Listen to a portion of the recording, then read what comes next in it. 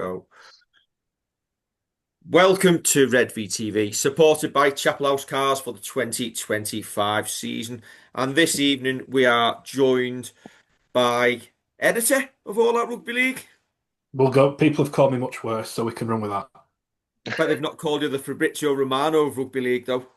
That's exclusively you, I think, Dave. Very much Um, appreciate I was looking down what other honours I could bestow you with, but they were all from Salford fans, and I don't want to read them out. it.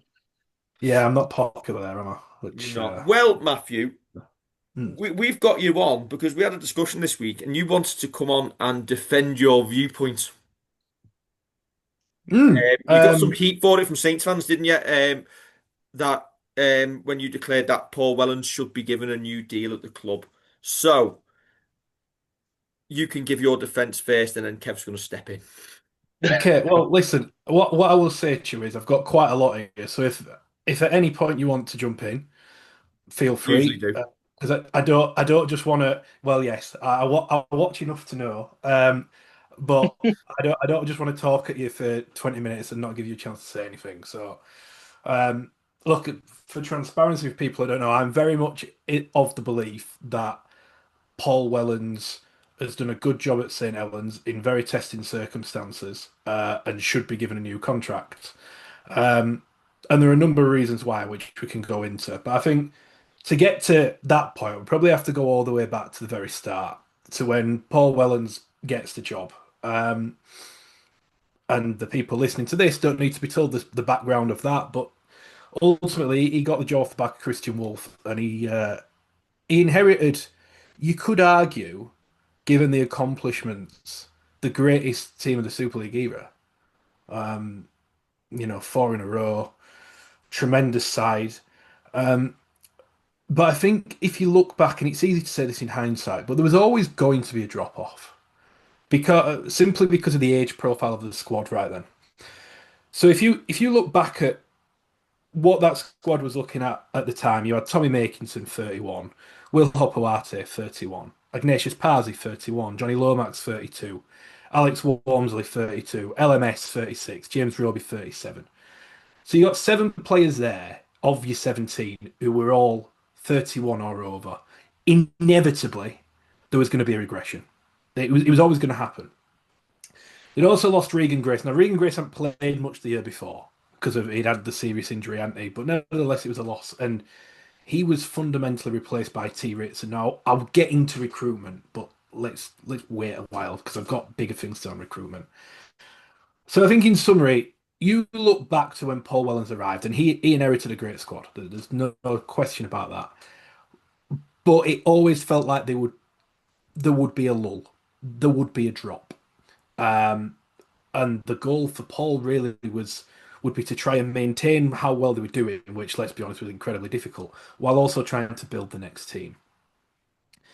So if we then go into the results, and this is fundamentally what matters. So obviously wins the World Club Challenge, which arguably the club's greatest ever result. But it's a one-off. I get that. That's fine. So 2023 finished third in the comp, missed out on league leaders on points difference. They won one game less in 2023 than they did in 2022 in regular league season. So it wasn't like everyone was just poor. They were one win shy of the year before. Two semis, and obviously they lost to Wigan in the Challenge Cup semi, which I remember because it was Ellen Road, wasn't it? And they had Ben Davis in the halves. And then Catalan's, let's not go into that because I'm assuming Sam Tompkins' name's not allowed to be named on the show. So He's we'll been a move on. guest. He's been a guest. He's Yeah, a we've friend had of him on. Redvee. How did that? That's a conversation for another time. Um, 2024, fundamentally a poor season, wasn't it? There's no way of looking at it. There is some mitigation. They were top after 14 rounds with 11 wins and three defeats, and then they just had that ridiculous injury crisis. The season collapsed. But I go along with the theory that it was a poor season because this is Saints, and that's not an excuse. And you've got to get a tune out of the players that are on the pitch. You For can't sure. just keep saying, we've got injuries, we've got injuries. Those players are going to train together.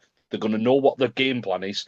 If they can't then execute it because they are second rate, then so be it. But the game plan just never looked like it was there. Yeah, and I don't disagree with that, Kev. At the end of the day, losing as many games as they did on the road, no matter what, isn't good enough. So I can go along with that. I can go along with that. Would other clubs have dealt with it any better? Not sure. Not sure. I find it hard to believe many could. I mean, you only have to look at how much Wigan have struggled this time without French and Thompson and whatever else, and then suddenly they're back and they're brilliant again, aren't they? But nevertheless, I can go on board with that.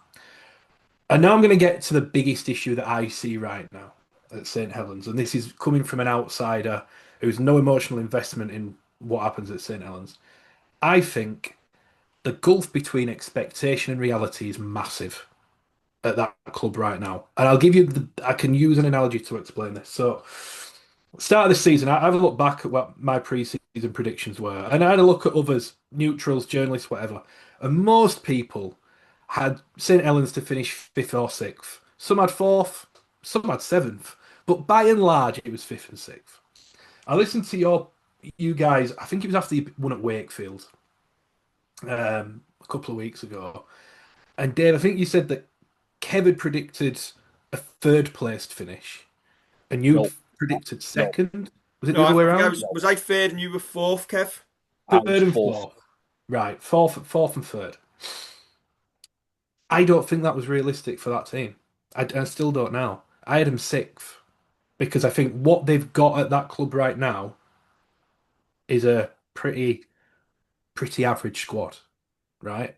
I don't think they're anywhere near Wigan or Hull KR in terms of squad. I'd always been of the belief Leeds were going to have a good year with what they'd put together. Um, I just don't think they are a team, a squad capable of winning trophies, and that's where they're at right now. And I think that's one of the big issues that there is at the minute. The expectation on the fan base is grander than the reality of where St Helens sit right now. Now, we'll get into why that's been allowed to happen. By all means, Dave, if What I will you say is I predicted third, and you say that's unrealistic, but know, we've lost games to a terrible Warrington side continuously. Win them two yeah, games, Saints are sitting pretty in third and are still looking at a potential top two finish. yeah. Um, but every team has bad losses, don't they? I mean, But Hull KR have ours been come against supremely everyone in the consistent. top four, five. Yeah, yeah. Barring Warrington, barring Warrington. But you look at Leeds have lost to Catalan. Lee lost to no, they didn't lose to Castleford, did they? But there's been a few dodgy ones in and amongst it for everyone. But I take your point, by the by, right? So I think we have to get to the crux of why Saints have lost the stranglehold of being where they were. And there are a few important things here. They're some of the club's fault, by the way. I'm not. This isn't a complete defense of the club, but we mentioned it earlier. The age of the squad. That was one thing. There was always going to be regression. The other was the salary cap, and we can. I've got a really good fact to share with you in a minute. So the issue with success, the same players command more money. If you want to keep them, you have to spend more on them. That's what's happened at Saints. If you look at what happened before the 2023 season, there were a number of players that were bumped up in contracts. That's how it works. And this happens everywhere when you have success. It's happening at Wigan right now. So if you look at Wigan going into 2026, they've lost Liam Byrne, which funnily enough has been announced tonight, signed for it, and Harvey Hill's gone to Hull FC.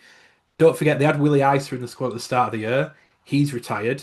And from what they're saying about Abbas Miski, it's a safe bet he's going to retire at the end of the season too. That's four players there, pretty good players that are losing. Wigan have no salary cap space. They can't replace them because they've had to bump. If you think of all the contracts they've done in the last 2 years, French, Field, and Sember, da da da da da da da da. So they're feeling the pinch like Saints did before.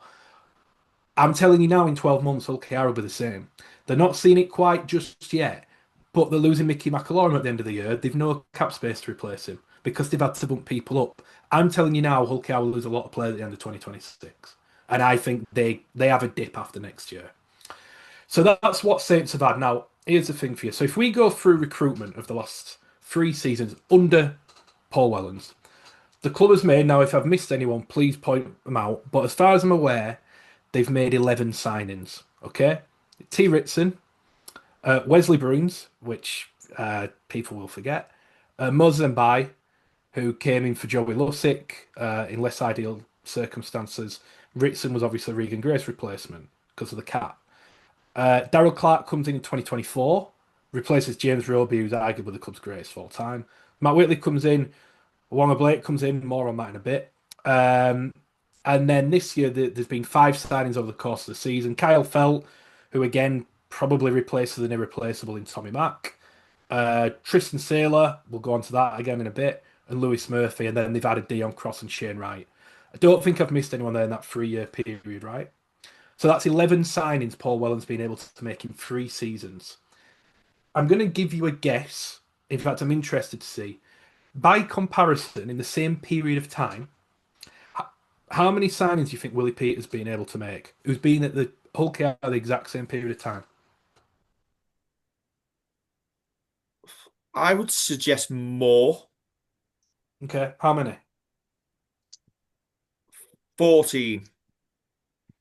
Kev, 16. you ready? 40. Wow. Hull KR have made 40 signings. Now, people are going to go, you're lying. I can reel off the list if you want because I've typed them all out. Now, granted, for clarity, if there's a couple from 2023 that are 2 week loans and stuff. But by the by, it's over treble what Paul Wellens has been able to do with that Okay, squad. I'll jump in there, Matt, then, and Yes. say, Yeah. is that partly because their academy system isn't as prolific Hmm. as Saints, Wigan, and we promote from within, and Hull KR, we're playing catch up to try and reach the top, and listen, Neil Hudgell has done a fantastic job there of investing in the playing staff to bring players through. My issue isn't the fact that Saints have only made 14 signings.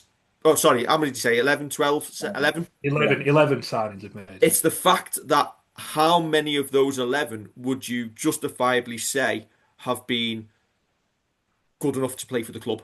Right. And in that case, Paul Wellens as head coach, what role has he had in that recruitment? And I'm not solely blaming Paul Wellens. I think the club as a whole, and I think Saints' demise has been the failure over the last couple of years, salary cap or not, to bring the right players in Mhm. to replace. And there was, and you're right, and you're quite right. There was always going to be a dip. Me and Kev have sat here forever saying sport is cyclical. But some of those names on that list of why have you brought them in when there was never a long term? There doesn't never seem to be a long term plan. And equally, you have to look at some of the players that we've retained and spent money on, the likes of Conrad Harrell, who have never Mhm. got, and like, even renewing T. Ritson, who were never going to get near a shirt. Listen, I agree with that, Dave. I don't disagree with that. So my next point was I was going to go on to the focus on recruitment. So if you actually go through them and try and do like for like. So T. Ritson comes in for Regan Grace. Now that really was a salary cap pressured call, and the hope was that John Bennison would be able to step up. Now that's not it's not worked out, has it? And T. Ritson didn't work out either. Wesley Bruins, I think that was just the young kid Flyer. signing, wasn't it? Yeah. Yeah. So you get to Mbai, which was a Joey Lussick replacement. I think if you were to go back to that, I don't think Moses Mbai has been a bad player for Saints, but I don't think he wasn't a natural replacement for what Joey Lussick brought. I don't think he's been any worse than Joey Lussick at all. Well, that's fair enough. I think I don't think Joey yeah. Lussick was good enough to play for Saints either. But there we are. See, I thought Joey Lussick was a decent compliment to James Roby, doing that little stint. Had a little bit of speed around the ruck, had a bit of a run threat, and By's a different type. I think they probably lost a bit of run threat, which I think generally speaking, Saints have lacked run threat. So, but by the by, it wasn't a terrible signing. So then you get to 2024. Darryl Clark comes in for James Roby. Now, it didn't matter who you signed, you weren't going to upgrade on James Roby, right? I think the club did as well as they possibly could in that situation. Agreed. Just a natural reality. Wonga Blake for Will Hopoate is a disaster. And I want to talk about Wonga Blake as my big criticism of the club in a minute. Kyle felt for Tommy Makinson on paper felt like a decent replacement, still replacing an irreplaceable. It hasn't quite worked out for whatever reason yet. Does he come better in his second year? Possibly. Uh, Tristan Saylor for Lewis Dodd. Look, I've got my own opinions on Saylor.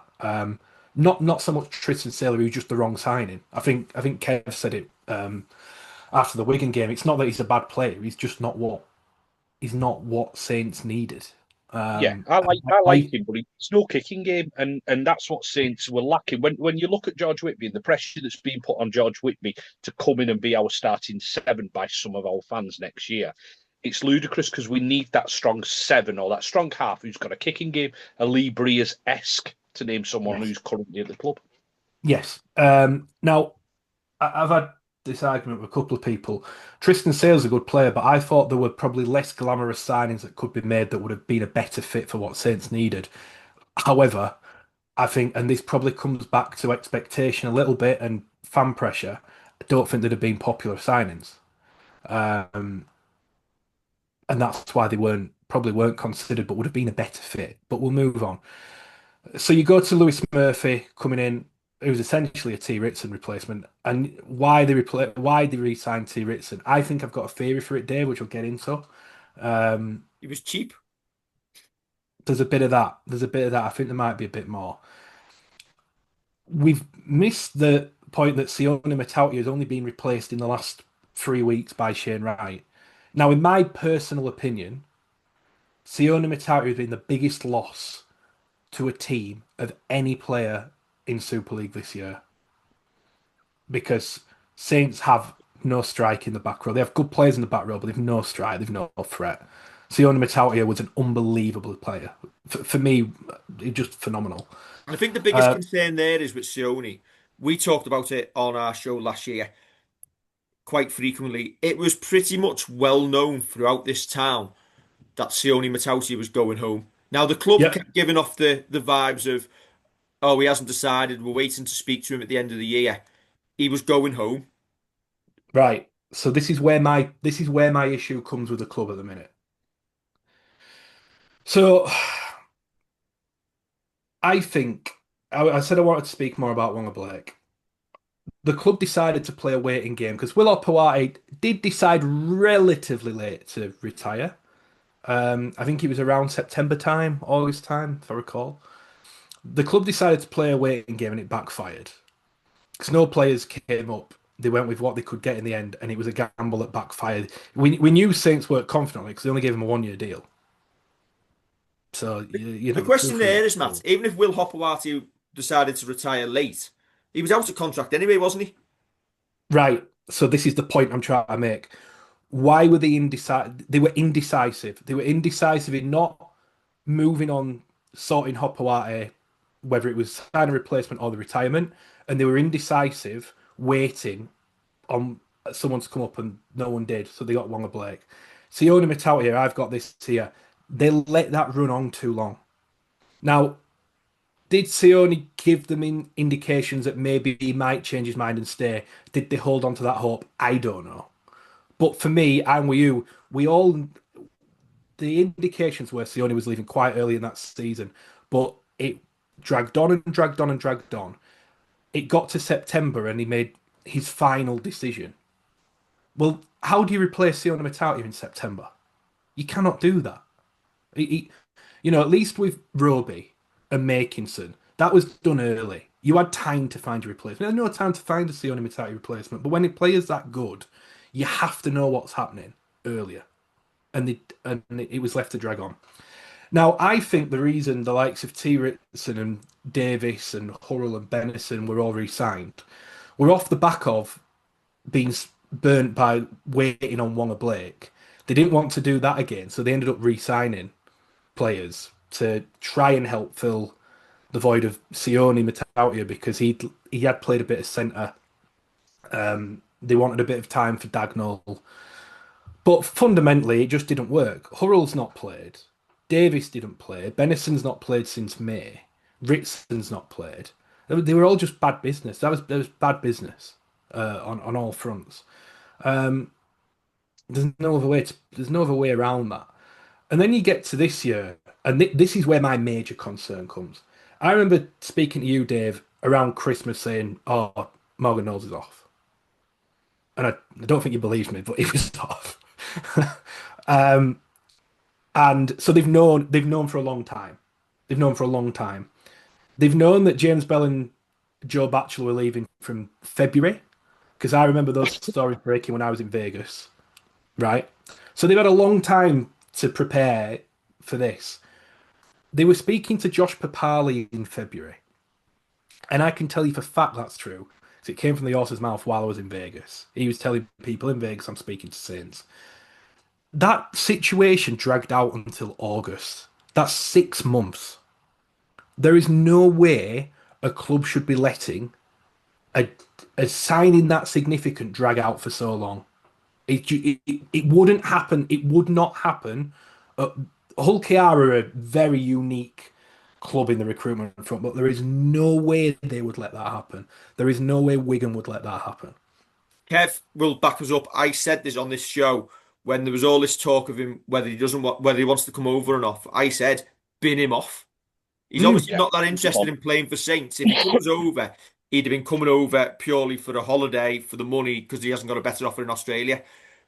That's not the sort of profile of player, name or career he's had or otherwise, that you need playing for your club. So for me, there's a big trend in all of this, and we can. The other one, of course, is Paul Wellens. Are they keeping him? Are they not? I said on our podcast in May, they need to make a decision on Paul Wellens one way or another, whichever side you're on, because they've got such a big recruitment drive going up. They have to know who the coach is, and I don't think they know it now. You can't let these big decisions roll on for so long. And what the result of it? We now are in a position where barely any recruitment's been done. They're very active at the minute. I'm getting calls from Australia saying, "Oh, they've asked about this guy, this guy, this guy." So they're very actively looking. But this shouldn't be happening in September when they've known all this time. This should be done earlier, and that's my worry. And the That's concern my is, obviously, from a local basis, we're not hearing, there's no rumours whatsoever about coaching change and new coaches coming in. So in that case, then, if you're giving him till the end of the year, you start looking for a coach in October. How long does it take? If you were going to replace him, you're looking at November. It's too late. I'm convinced he's got a job at the club next year. But listen, now look, I genuinely don't know. I genuinely don't know. I will stand that I think he should. I think, and I'll get on to a little bit more why I think that. But that's my big criticism of the club right now. They're too indecisive. Things are allowed to drag on too long. Now, whose fault is that? Is that Paul Wellens wanting to wait? Is that other people? Does it come higher? I don't know. I don't know. Is it a combination of it all? Possibly. But I think the other thing that's really important to point out here on the recruitment front as well, St. Helens don't have the pull power that they did before, and fans might say nonsense. I'm telling you it's not nonsense, and I'll tell you why it's not nonsense. There's only ever one club at any given time that has pull, and that's the team that's winning. Saints aren't winning right now. The only team that has the pull is Wigan, right? And the big difference between now and the past is that more clubs have money. There has never been a time when as many Super League clubs have money to compete with clubs like St. Helens. In the last 5 years, probably even 4 years, Wakefield have landed on money. Hull FC have landed on money. Lee have come into the comp, landed on money. Hull KR have landed on money. Wigan have more money than the more money they had before. You've still got your Warringtons. Even Castleford now have money. So financially, Saints aren't a powerhouse in Super League anymore. They're just not. And they've missed out on there are players that I know they've gone for and missed out on over a couple of years. Tom Davis was one. If I remember correctly, they were in for Tom Johnston. Um, and they're getting outbid by clubs like Wakefield and Hull KR, But you which say that, we've Matt, not but heard before. Saints are spending cap Mm, like other clubs. So you say we're losing out to clubs. That's only because that's where they're choosing to place their resources. So say Tom Johnson went to Wakefield because they offered him a bigger deal for a winger. So yeah. Saints, it's it's not about Saints not spending the money. It's about Saints spending the money badly. Listen, I would think the spending to cap and spending over cap with all the dispensations and stuff. I don't dispute that Saints are spending 2.1 million, but I would be certain that Hull KR and Wigan are spending more beyond that with the dispensations that are allowed. And there's a bit of a that's never really clarified. And let's be honest, we'll never really know. We'll never really know. Right. So the, that's a big thing as well. So I think if you try and summarize to where we've got now, Paul Wellens had to come and try build a team. Um, they've had to recruit under testing salary cap circumstances compared to the rivals. Not always got it right. There's no getting away from that. And they're now in a market where more clubs have more money.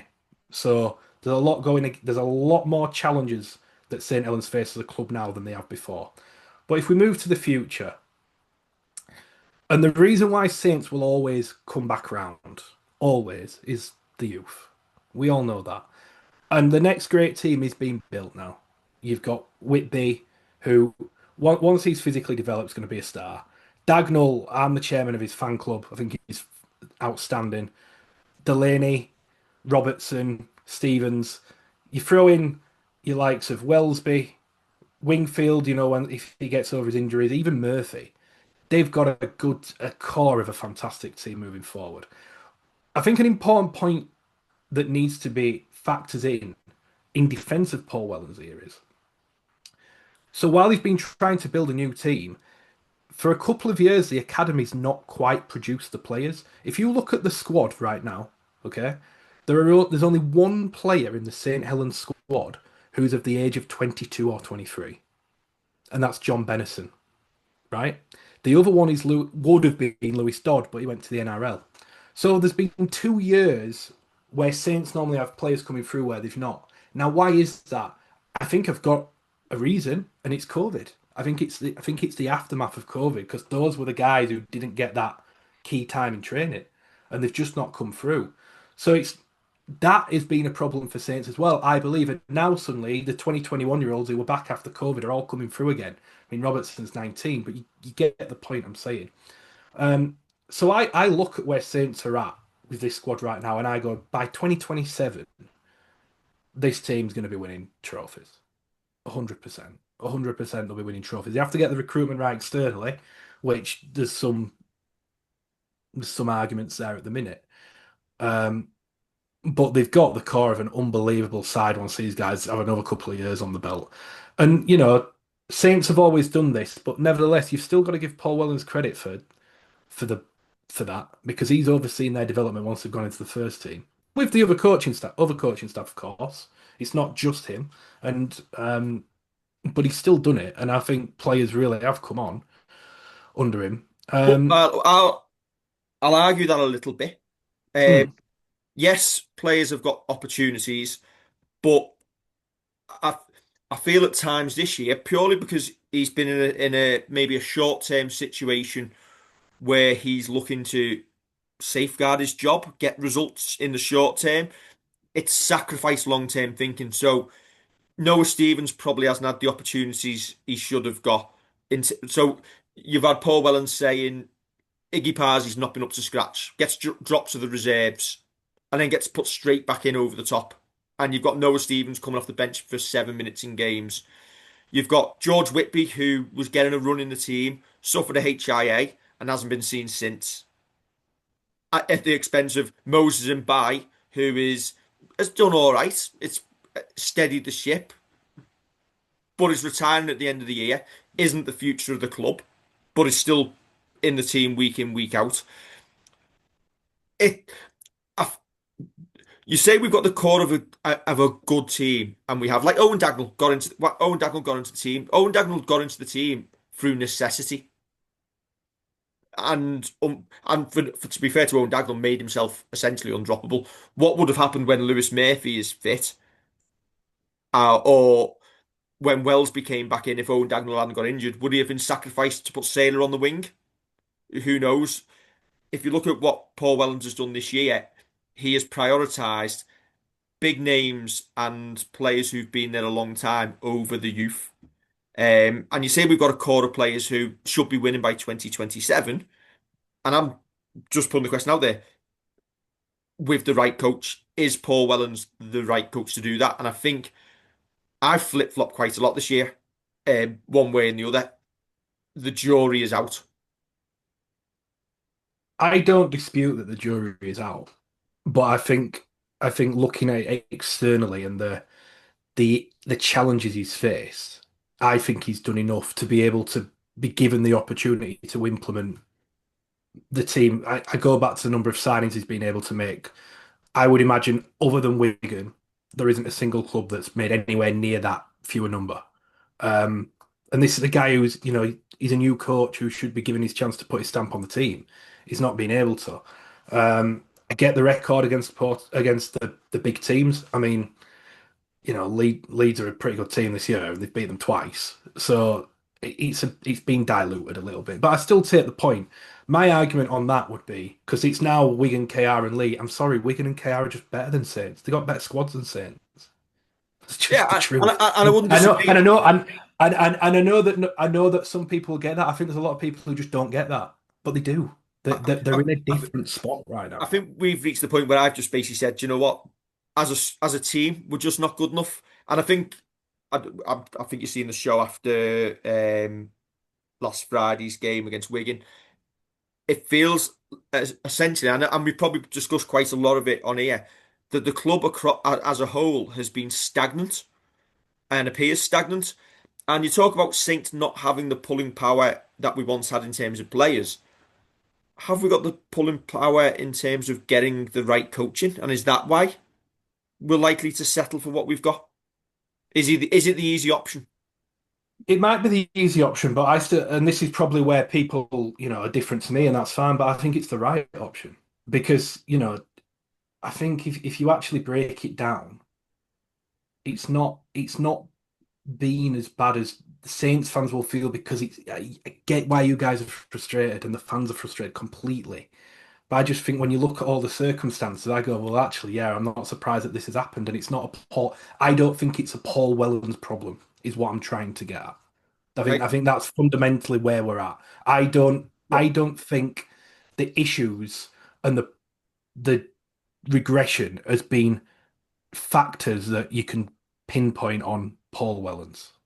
I Kev? think there's more wrong at the club than just performances. Absolutely agree with that.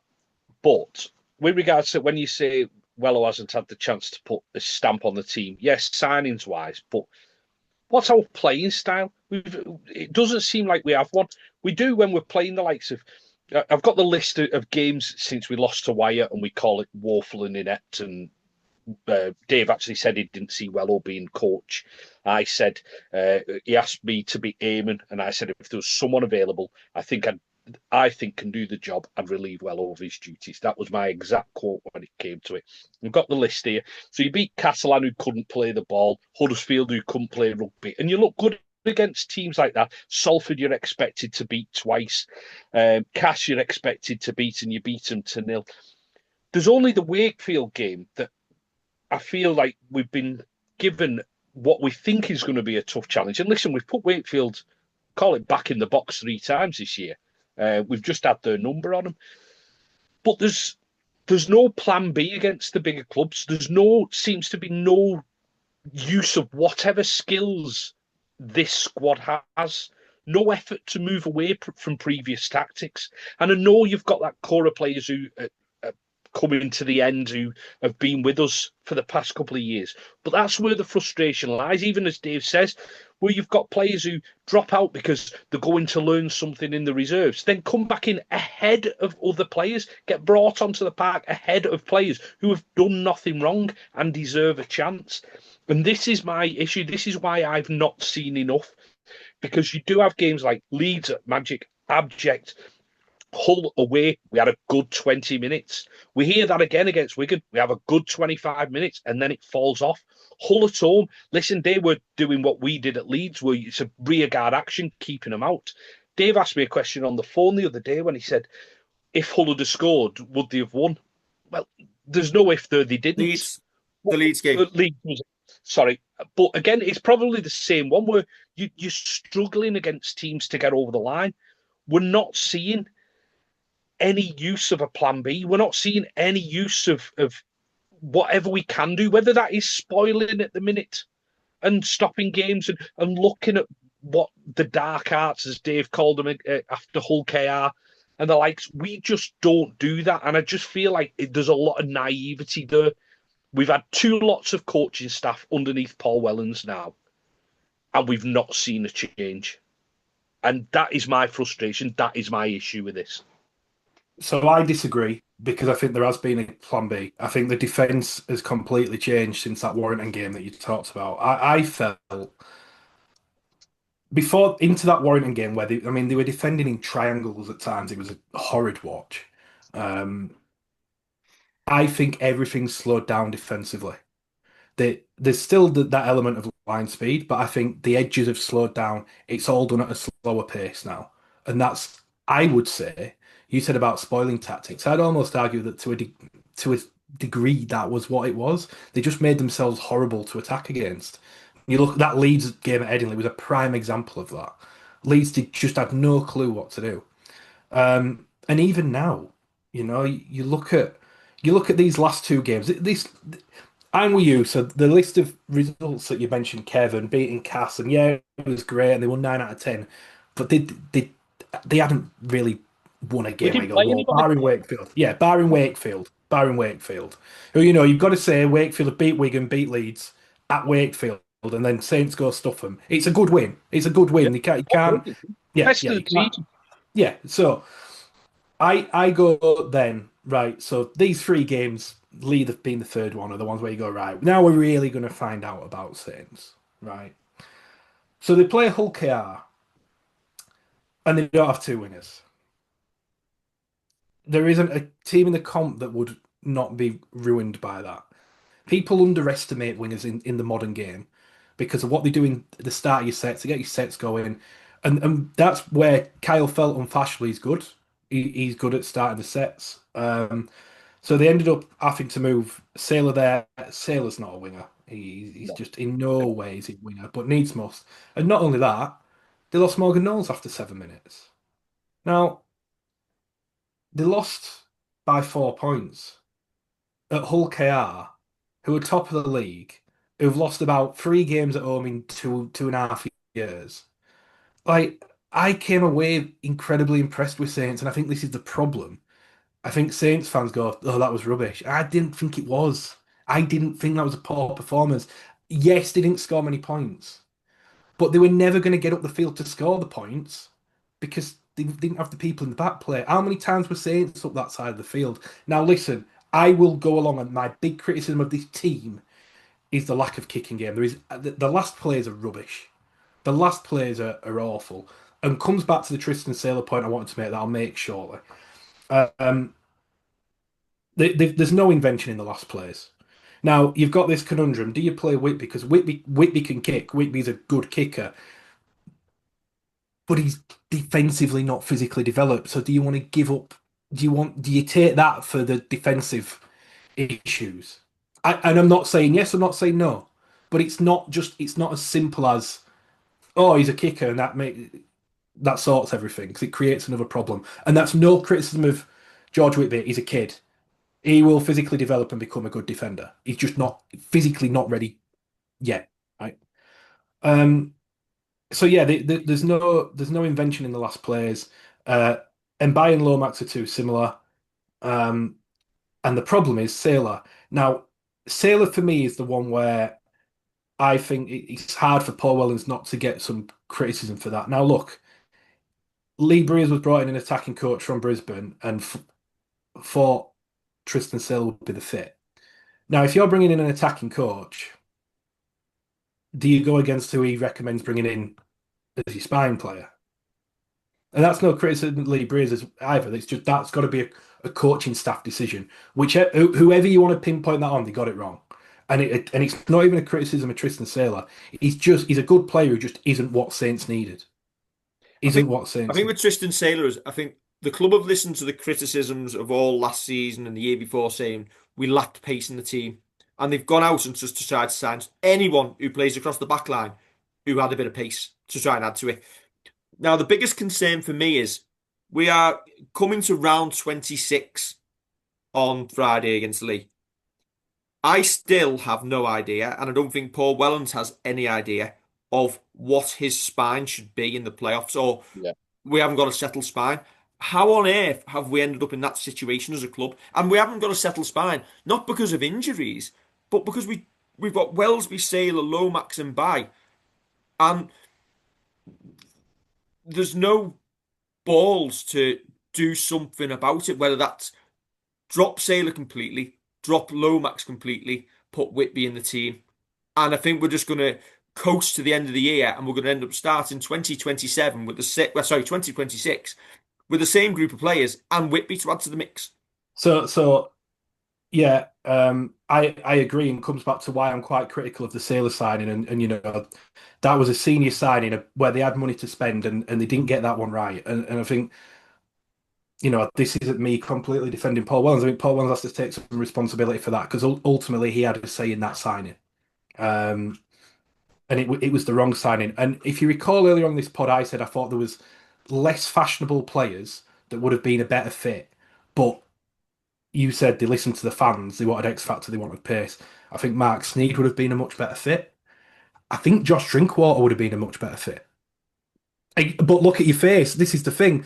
But tell me now, Dave, you tell me right here, right now, in terms of what this squad lacks, Josh Drinkwater wouldn't have been a more appropriate signing than Tristan Sailor. I don't think this Saints team this year was ever going to win anything.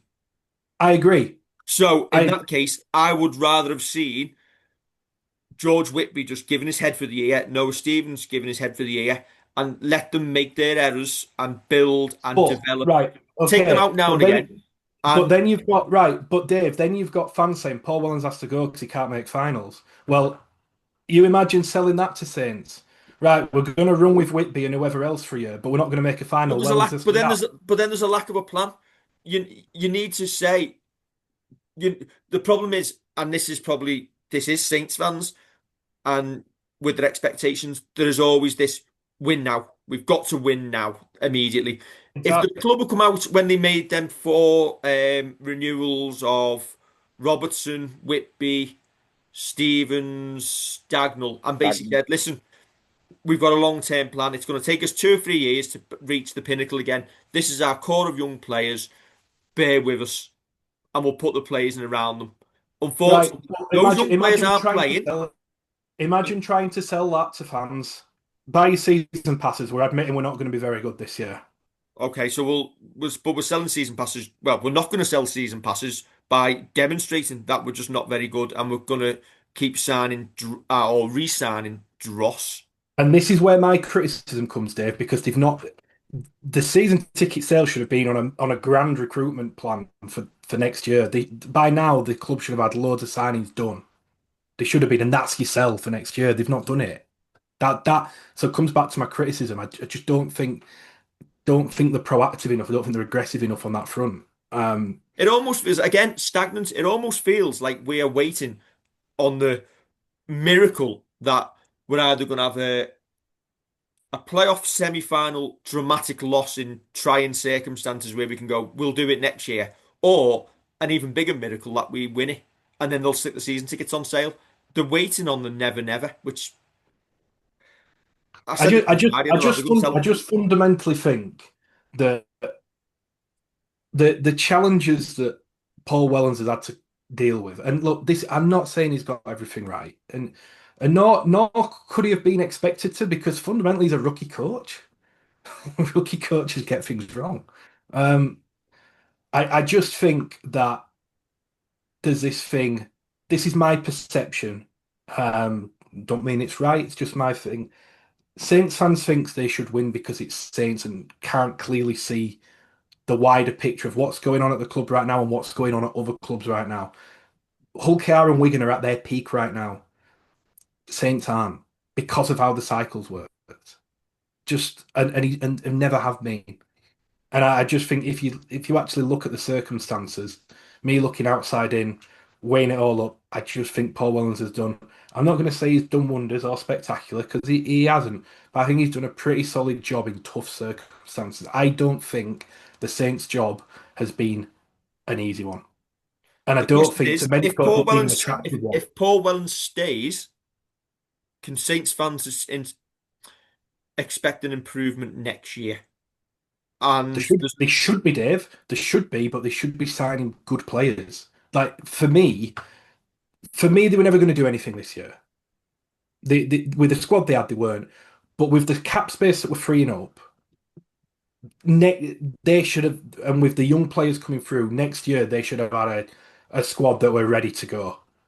I'm worried that they aren't going to do because I don't see how they sign as many significant signings as they should be doing between now and the start of the season, given we're on the 10th of September as we record this. And that comes back to my. Now, again, why is that? I don't know. I'm not going to criticize anyone because I don't know if it's an individual, whether that be uh, Paul Wellens, Mike Rush, Aidan McManus, a combination of everyone, other circumstances. I genuinely don't know. But as a collective club, that is my criticism that right now, rather than, and yeah, that's where I'm at with it.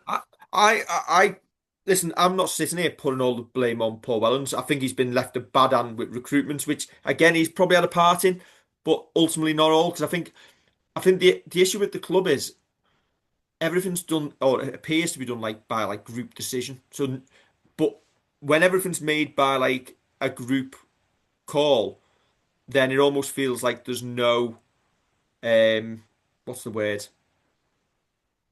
Well, no one's really held accountable then, No, are they? no accountability, no responsibility, no accountability when it goes wrong, and we'll all and this is why we're left having these big debates about where it's going wrong.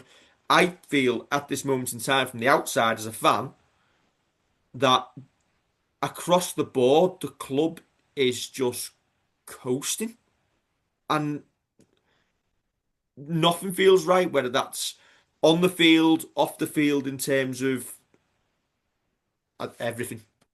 Well, And I look, think fans, I think go on, fans, Kate. sorry, man, I think fans would be more kind of would have a softer view of it if they could see a direction we were going on the field as well. So if you see, right, we're going to bring in a kicker for someone who's a strong kicker for 1 or 2 years to get George Whitby up to standard. And George Whitby is going to switch with Johnny Lomax throughout the year because George Whitby isn't going to come in and play 20 odd games next year. He should be looking at playing 10, 12 games. Then he should be stepping up and again and again and again. That's how you bring young lads through.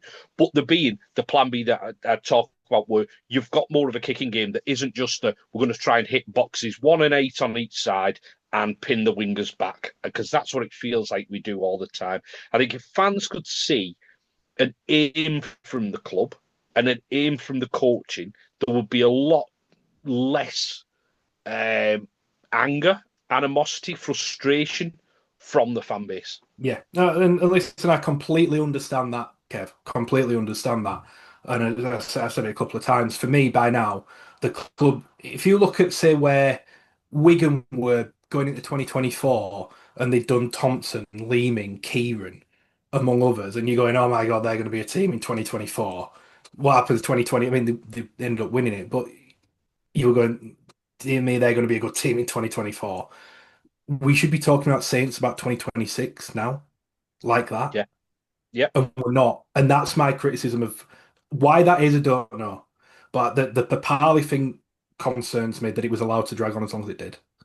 Um, yeah. It's So I almost think, it's almost like they feel like they're going to get burnt if they go early because if they buy player A, then player G is going to come along and player G is going to have been better than player A, and they'll get called for it by fans. Whereas I think if fans knew what were coming and had seen movement earlier, as I say, I just think fans would be more agreeable to it.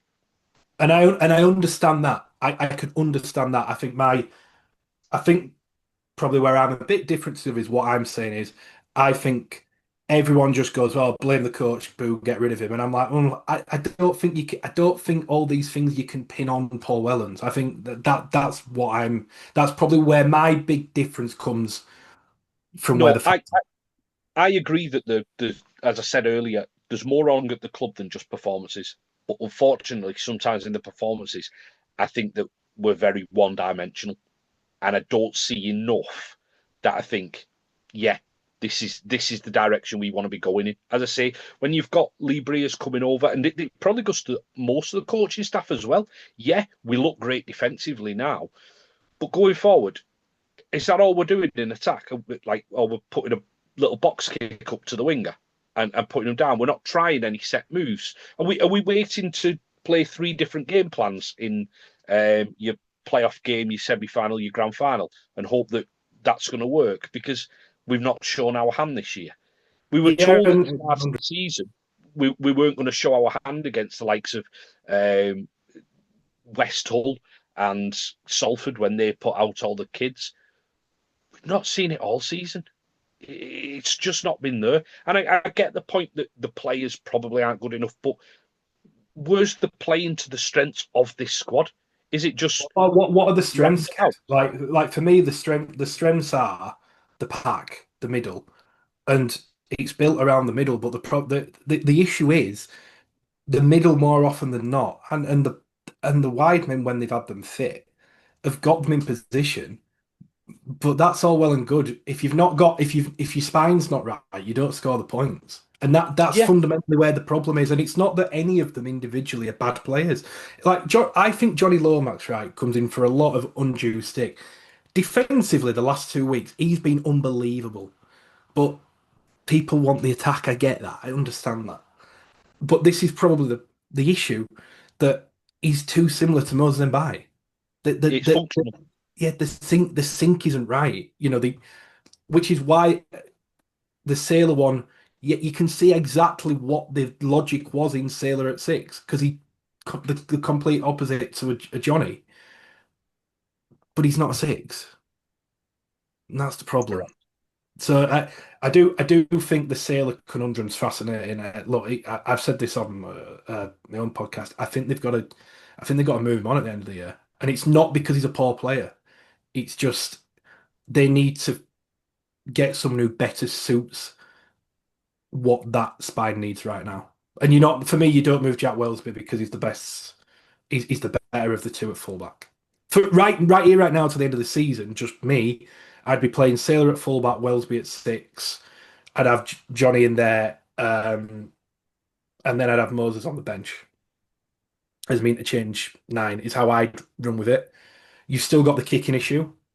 Um, but long term, you're going to have the same problem again next year, and you can't, for me, have Jack Wellsby playing at six long term. So for me, Sailor has to go, and you have to get someone in. That's my take on it right now. I'm going to take it back just to one player who we miss more than, and he's not been mentioned in this at all. One player that we miss since he's gone, pre all this, Lachlan Coote and his kicking game.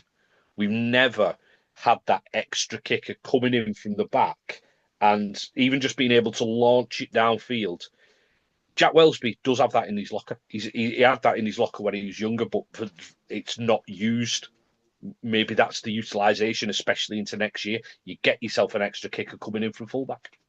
And if you compare it to other teams, I mean that is the big thing for me. I always go back to the grand final last year, and Harry Smith kept Wigan in that game for 25 minutes by just booting him out of trouble. Now, Saints don't often need booting out of trouble because the issue is not getting upfield when it was against KR because they're out the wingers, but normally they're not. But you compare it to other teams like Warrington, who I know had a poor season, but George Williams a short kicking game, and you throw Sneed in there. It's just Saints just don't have that. I watched Saints against OKR, and the kicking game is dreadful. the box kicks. You're right. So you've got a box kick at times, but when you're in good ball, you've got to do more than what Saints do right now. Again, Make a defence thing. again, so why is the head coach not doing that? It comes back to what I was saying about Tristan Sailor. They don't have the players, Listen, which is why I'm saying my big criticism would be the signing of Tristan Sailor because that was a significant signing yeah, where they had the money and they got that was wrong. and That I was think, wrong. do you know what? If Lauren Fresneau was still at the club as the attacking coach, he'd be getting absolute pelters. Lee Breers has come in as this vaunted attacking coach, and we've not seen it. So he is culpable as part of the coaching team also. Yeah, and this is funny because now I'm going the other way. I'm going, but fundamentally, um, Paul Wellens decided to bring him in, so he the head as head coach, you have to take responsibility for everything, don't you? But you're right. It's not just the Paul Wellens thing that Paul Wellens has to take part of that because he decides who's in his coaching staff. Yeah, but look, I think overall, and I get that people won't agree, and that's fine. But I just think people probably need to realise and look at what's going on elsewhere and how other coaches have got it compared to Paul Wellens and go, actually, I think you said it, Dave. He's been dealt a pretty rough hand compared to what others have got, of You just what the wait till club that you want them to compete to have. Yeah. you just wait till you see your social media mentions after people watch this. Yeah, well, you know, Salford are go Salford are going down the pan. There'll be no Salford fans left to come at you, so you're baiting Saints fans instead. now. Do you know? Let's not get. And do you know what? Listen, I the problem is there is a degree of apathy creeping in to the point where I'm like, I don't know what we should do. Whether he should stay or he shouldn't. I actually seen someone on our social media the other day saying that Redvee's been after Paul Wellens for 2 years.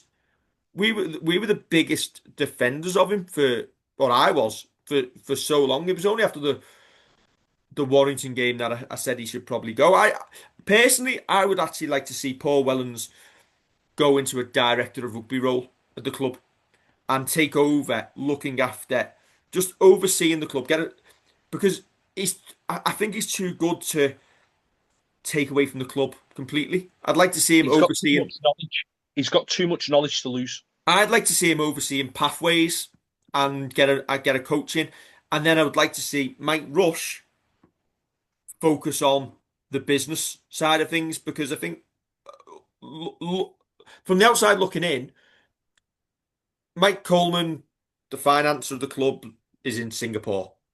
Eamon Eamon isn't in the club on a daily basis. He's obviously overseeing, but he's not in the club on a daily basis. You've got Mike Rush as the CEO of the club. He is looking after every single cog on and off the pitch.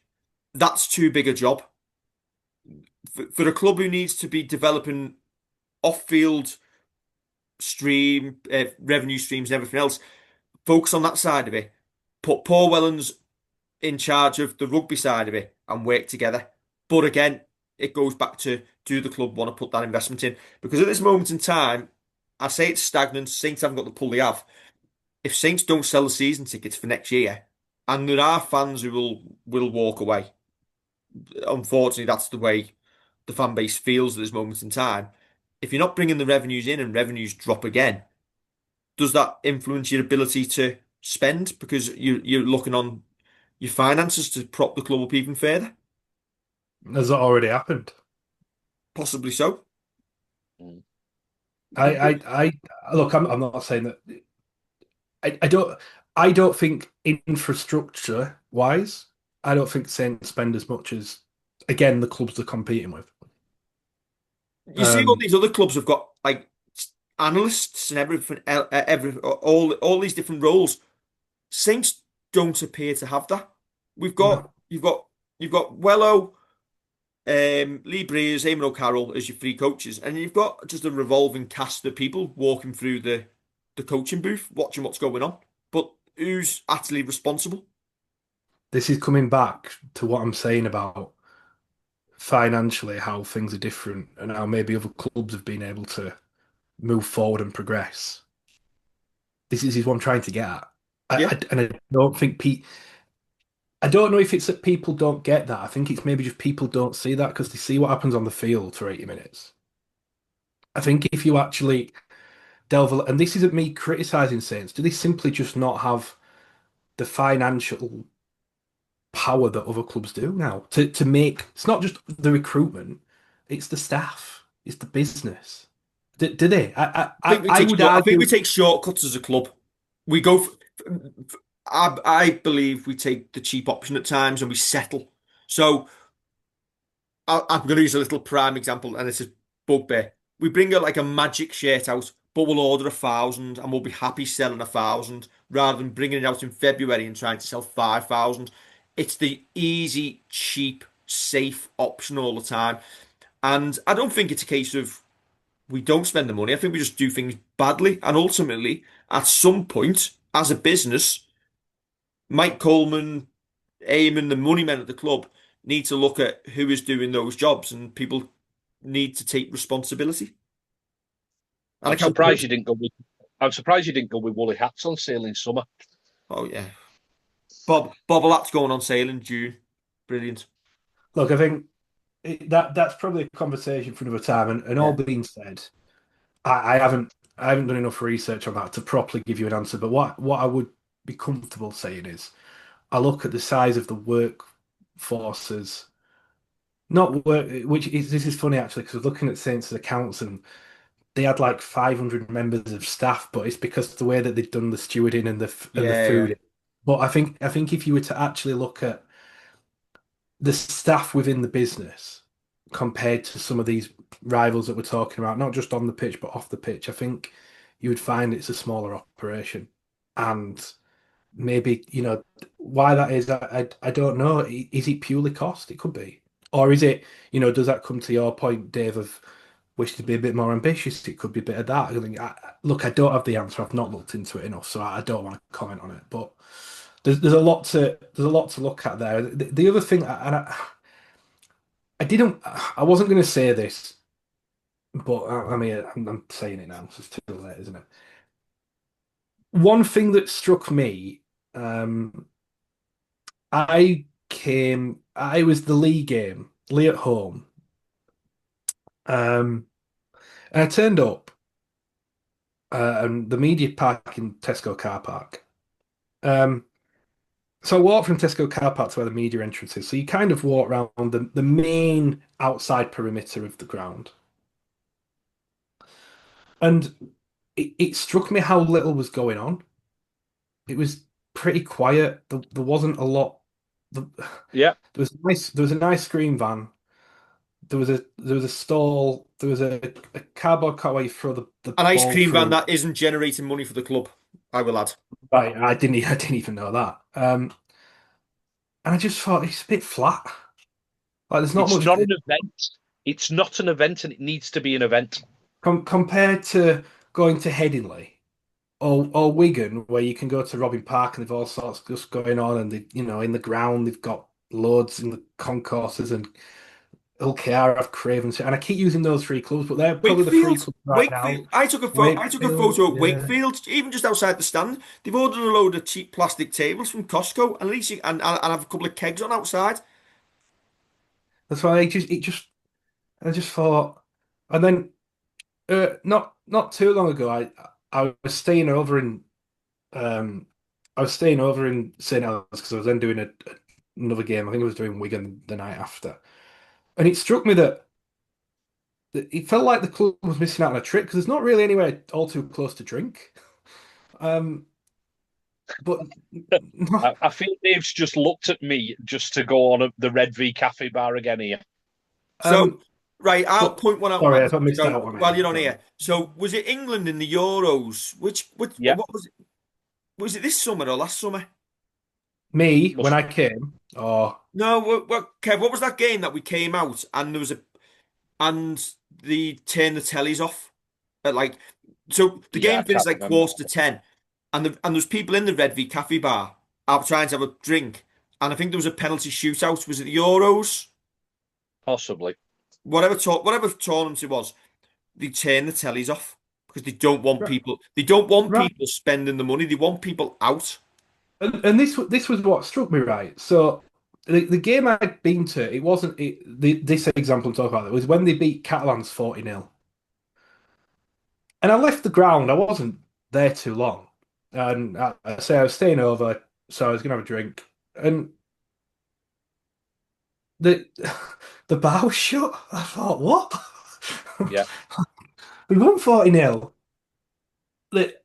And No one stays around the ground. So we come out the ground and we film our fan reaction, and we're done by 10 o'clock, and it's dead. There's no but one there. that's Why not? crazy. Why not put an offer on in the bar, £3.50 a pint or whatever? Because it's only ale that you're not going to sell otherwise. I Get just people thought in. given because I looked where I could go for a drink and there wasn't really anywhere to go for a drink anywhere near. Now, Matt, you're a young whippersnapper. I'll go back to when I was back to what, 1997, 98, watching Saints, and the game would finish at Knowsley Road, and you'd go in the touchlines bar after the game, and it would be absolutely rammed for a good hour or two after the game, and people spending money on ale. Did- but it's like I mean, it's the whole derby, so it might not be the best example. I were at Craven Park on Sunday, and Craven Park were rammed. Well, even like I don't know. It just felt like it just caught me as it doesn't feel right. even like the Yeah. hospitality areas at the club. So people, fans who've paid for hospitality, the last orders at the bar is 10:30. These are people who've paid probably 150, £200 for a corporate ticket. So they've got money and they want to spend it. They've gone for the pre-match meal. They've watched the game. They're making a night of it.